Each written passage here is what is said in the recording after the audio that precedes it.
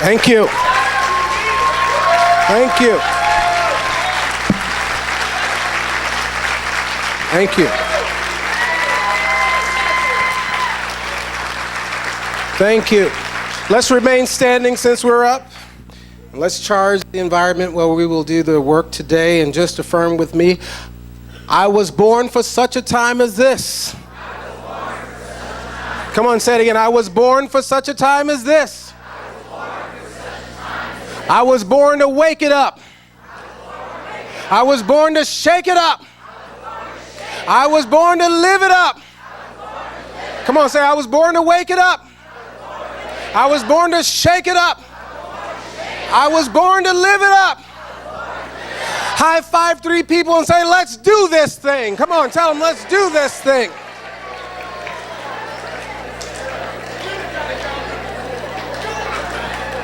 Give yourselves a great big hand. Give God a great big hand.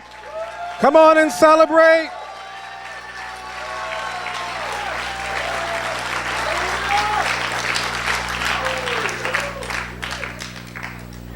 I know that I'm in the right place at the right time with the right people to release and to receive the good that is available to all of us, yes?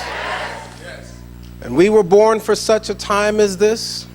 And we are actually, by our presence today, by our way of being today, how we are gathered today, we are actually contradicting a statement that was made by Dr. King himself, that 11 o'clock on Sunday mornings is the most segregated hour in the United States of America. I want to acknowledge what's happening here in St. Petersburg, Florida. You're doing this thing, Temple Hayes. Come on. High five somebody and say, let's keep on doing it.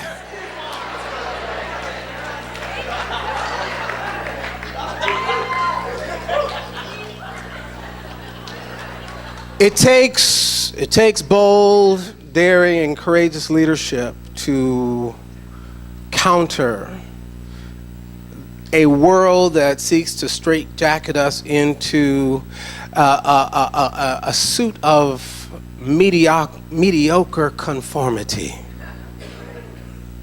A world that continues to send us messages of separation and isms. And your beloved spiritual teacher here has come here not to comfort the afflicted, but she came here to afflict the comfortable. And she is a force for good in our unity movement and in the world. Give Temple Hayes some love and appreciation. Bold. I love you.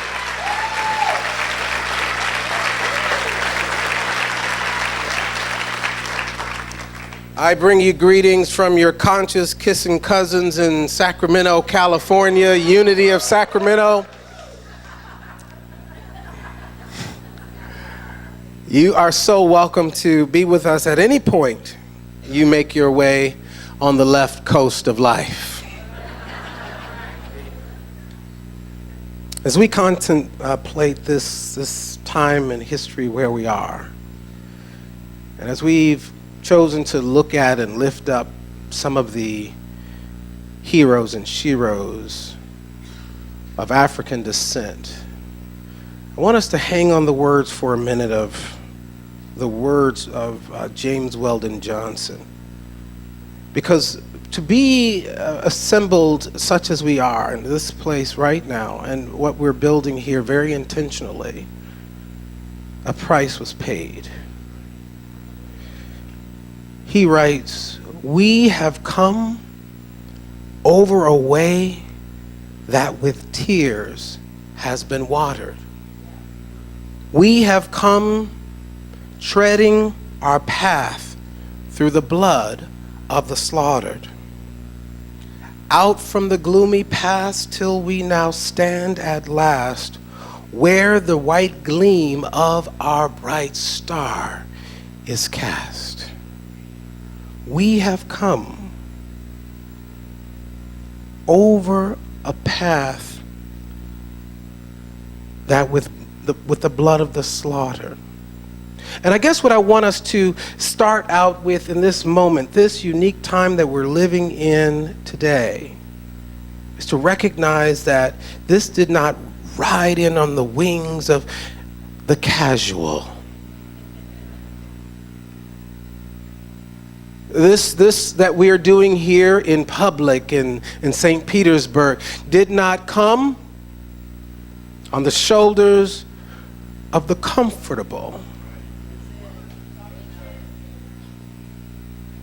But it has taken those who built the courage, the consciousness, the character, and the conviction to hold a vision of a world that would be in the certain absence of it.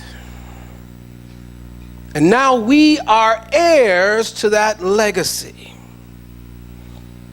One of the great writers said, now that we found love, what are we gonna do with it?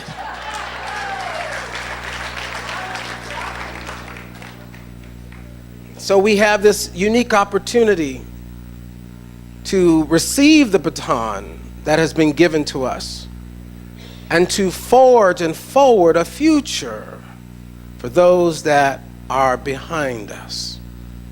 And so I thought that I would talk to you this morning about building something good. Building something what?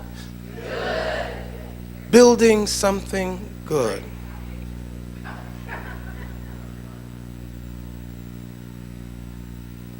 I want to draw your attention to a scripture from Matthew, the 26th chapter, and the, let's see where we are,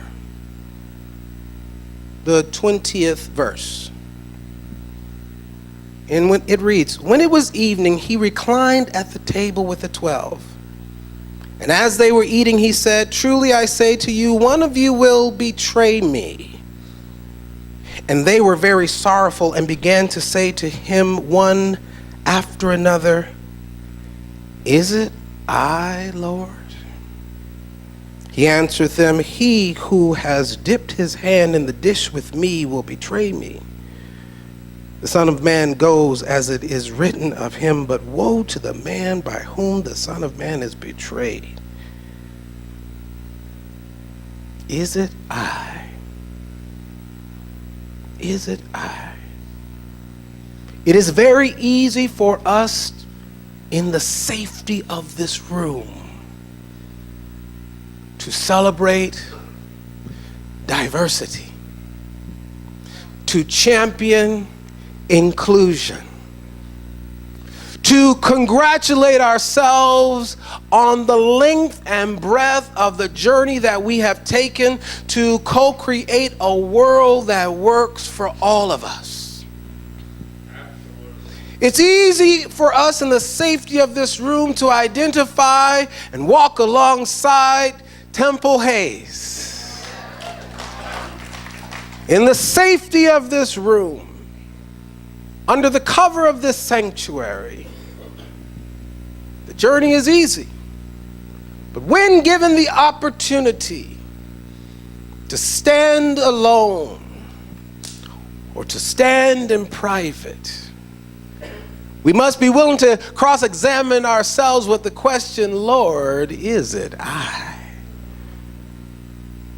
Now, I want to help us to get to the place where in public and in private, that we have the ovarian audacity and the testicular fortitude to be ourselves 100%. Tell somebody, be yourself 100%.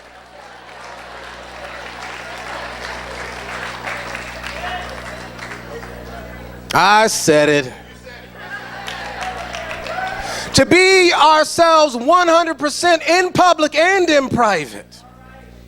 And there's a journey that each of us can take, and it's rooted in our Unity's fifth principle, the law of demonstration. The law of demonstration simply says that it's not enough for us to know the truth, we must live the truth that we say that we know.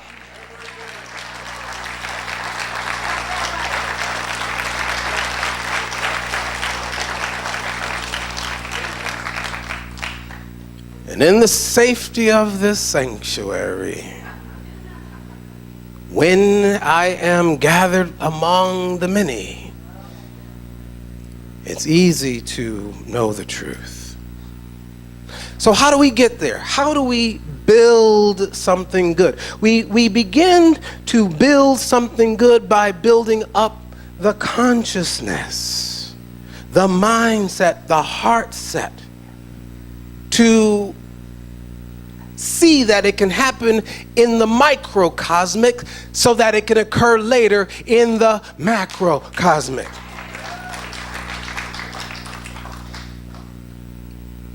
I remember being in high school.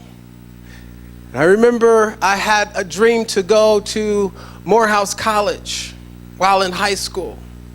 And I came home after having experienced the down south of all the different colleges, and I said, Morehouse, that's for me. Bingo, that's for me. Have you ever had something that you want to be, to do, and to have, and you claimed it? You said, that's for me.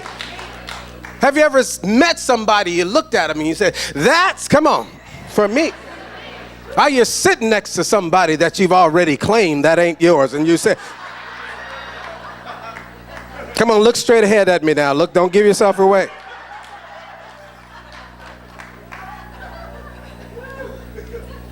That might be somebody else's.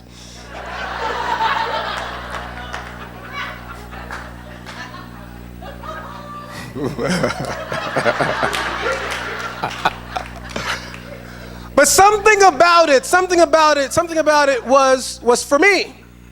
And with everything in my being, I declared that I'm going to Morehouse College. And I remember that I made the promise to myself with no evidence that I was going to be the first to make it to that red clay hill in Georgia, because my hero, Dr. Martin Luther King Jr., when I was growing up, Spider-Man and Superman were not my heroes. Martin Luther King Jr. was my hero. My mother used to say that when my friends came over to play with me, she says, Kevin, do you remember that you turned the bookcase backwards and you turned it into a podium, and when your friends came over to play with you, that you would give them the I have a dream speech? And so when I discovered that Martin Luther King Jr. went to Morehouse, I was going to Morehouse. And so I made up my mind, and I started to affirm and see it and put posters and vision boards, all the stuff that you're taught here to do. And I began to see myself there. And I recall going to my grandfather and saying, Grandpapa was my best friend in the whole world. I love my Grandpapa. When I think of Grandpapa, I think of, homemade bread right out of the oven. And the smell of old style beer. It's an interesting blend. It's an interesting blend. He was that kind of man. But he was my guy. And I remember being so excited, and I just knew I could just go and tell him, Grandpapa, I want to go to Morehouse. And that he would say, yes, where do I sign? And I said, Grandpapa, I got this vision. I want to go to Morehouse College. He said, atta boy, way to go. Keep the faith. I said, but no, I really want to go. Son, I'm about to retire, and so I don't think I'll be able to sing you.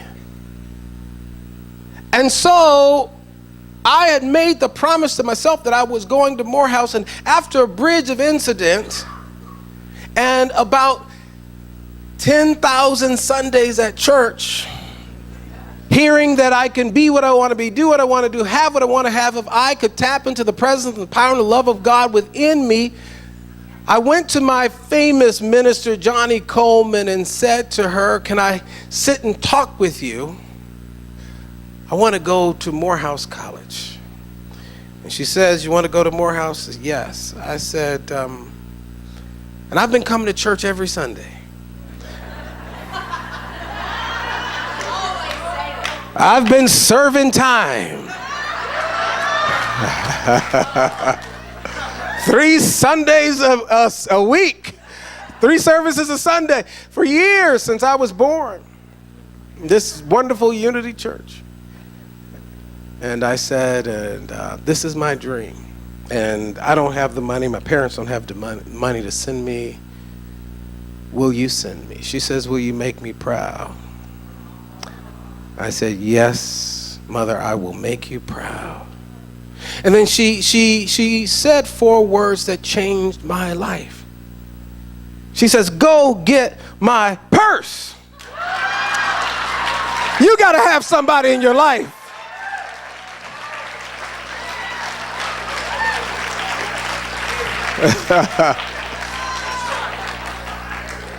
So I came home with the check.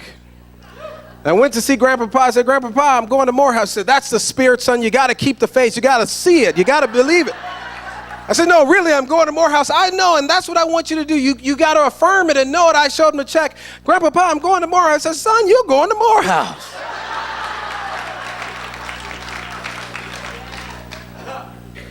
But it was in building the consciousness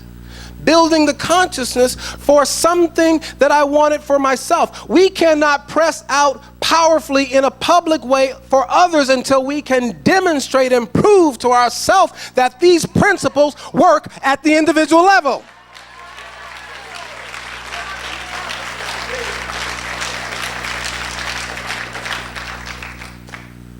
I've got to prove it for myself, to myself. Together, I've got to prove it for myself, to myself.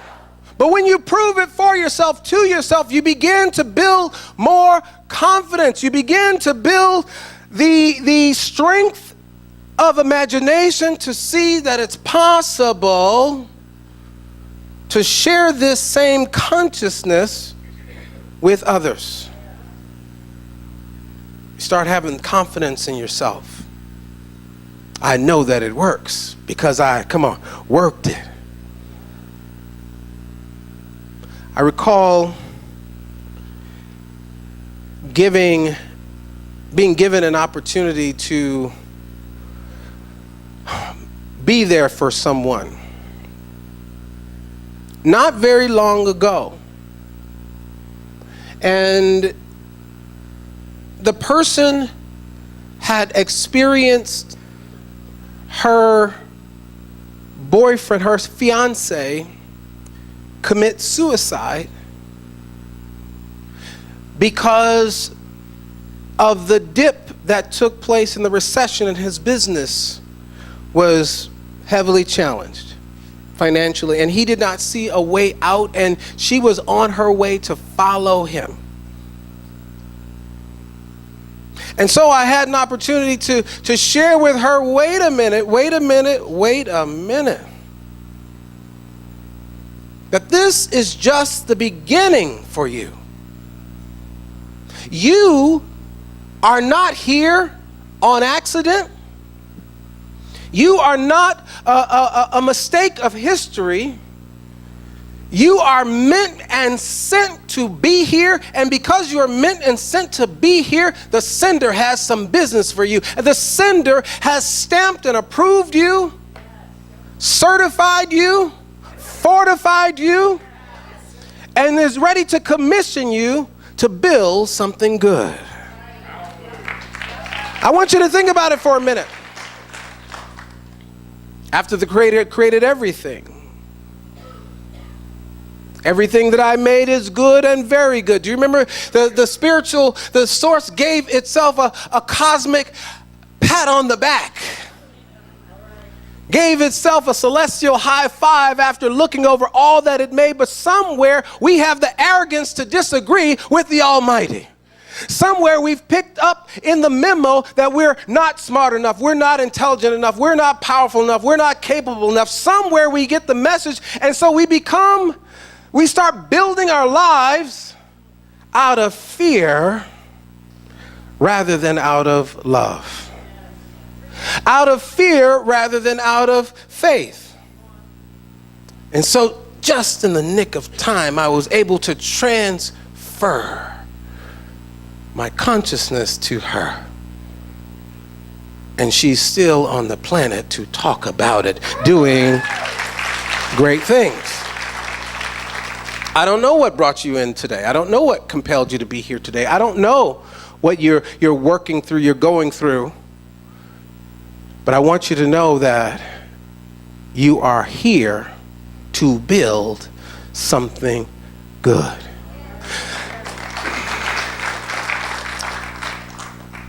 You're made in the spiritual image and the likeness of God. I know if you're anything like Temple, when you look at how well dressed you are, how fine you are, and how impeccable you are, you look at yourself in the morning every Sunday and every day and say, I must look just like God.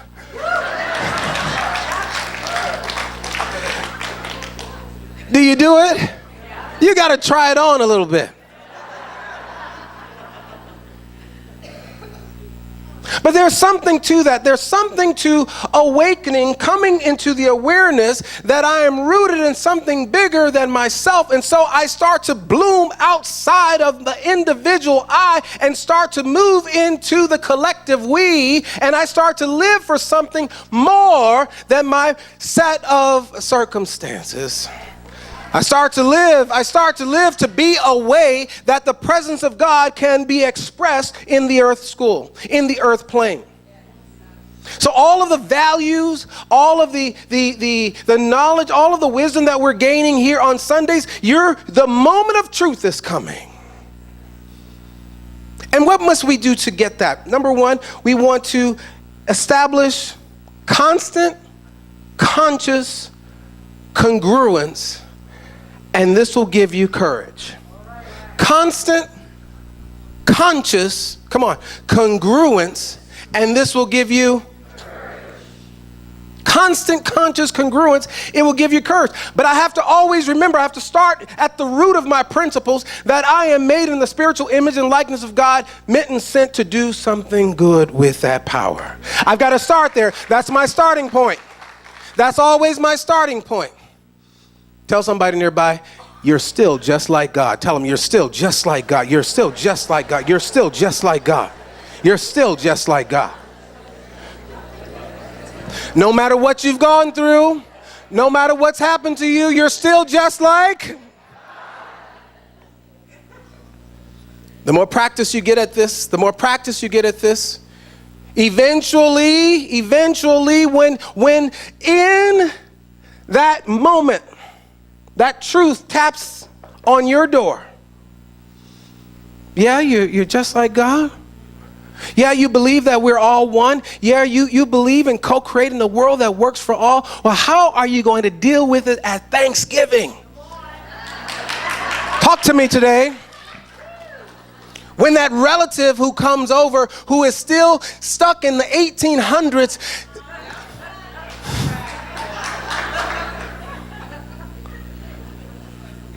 draws the joy down to his level or her level of separation and sickness. What are you going to do in that moment? This is where, come on, I'm coming. This is where we are called to practice that fifth principle. Not only to talk the talk, but to, walk the walk. I've got to do it in the context of discomfort. All of your family around, the folks that like you around, it's the moment of truth where you will be pressed into speaking on behalf of God. Speaking on behalf of all that you say that you are and believe. It happened just a few days ago right here on this campus. I was with one of my friends. And a prominent individual was among us. And seeing my friend, he said to her, I thought you were a man. And made this comment. And I saw my friend's face. I said, pardon me a moment.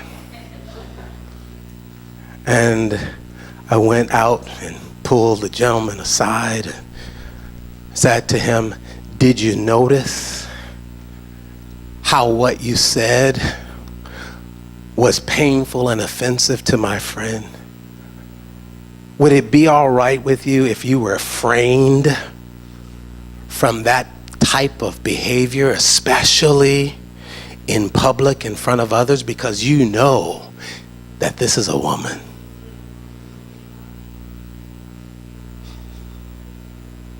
Sorry, brother, very good. See, you want to be at the Thanksgiving table? You want to be at the Thanksgiving table? Not like one of the disciples who will betray everything that you've been taught, everything that you believe, everything that you say you're about when the moment of truth comes. Jesus said there will be one who will betray me. You've got to ask yourself, Lord, come on, is it I? Say with me, not me. Come on, not on my watch. Come on, get ethnic about it. Not today. Come on, not today. Not today. So, come on, say, not on my watch.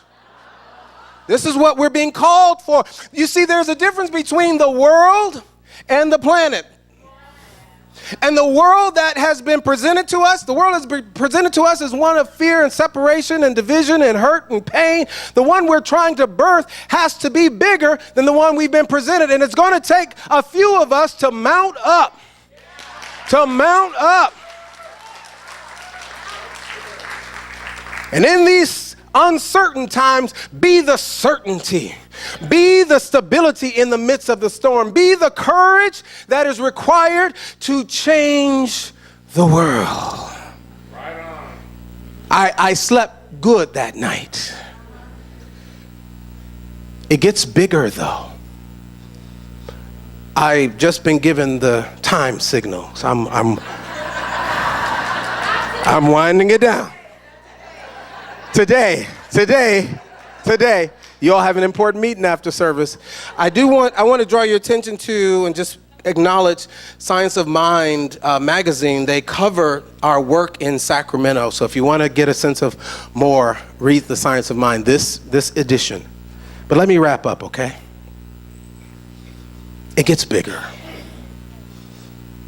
Courage, confidence, then you start living from the center of your being where you are convicted. And then, since you have been trusted in private spaces, you who have been dutiful to your values, you who have been dutiful and loyal to your true relationships, you who have been a stand to the critical conversations that transform the world, you will be called out into public spaces. You can be trusted in public spaces to represent the larger order for the whole nation, for the whole world. That's what this whole center is all about. You're in boot camp to change the world right here in St. Petersburg, Florida.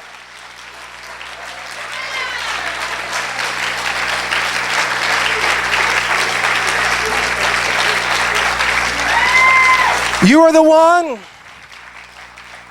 You're the one who Rosa Parks sat down for. You're the one who Harriet Tubman went back 19 times for. You are the one who Nat Turner revolted for. You are the one who Martin Luther King marched for. You are the one who Jesus the Christ rose on the third day for. You are the one who Temple has built this magnificent unity spiritual center for. You're the one. And so the commission is still the same now that you have the consciousness, now that you're living congruently, now that you have the courage, now that you live from the conviction. Now it's time to move forth and let your light shine and accept the commission to go forth and be the very light of the world. Don't hide it under a bushel. Don't hide it under a bushel. These times won't allow it. Don't hide it under a bushel. But let it so shine so that they may see, because they cannot see. They can't see this world that you're holding. They can't see this world that you're building. They can't see, but if you would let your light so shine among men that they may see your good works, then you will see that they will glorify the Father in heaven. And so it is written, and so I have spoken it, and so you have heard it, and so it, you got it. God bless you.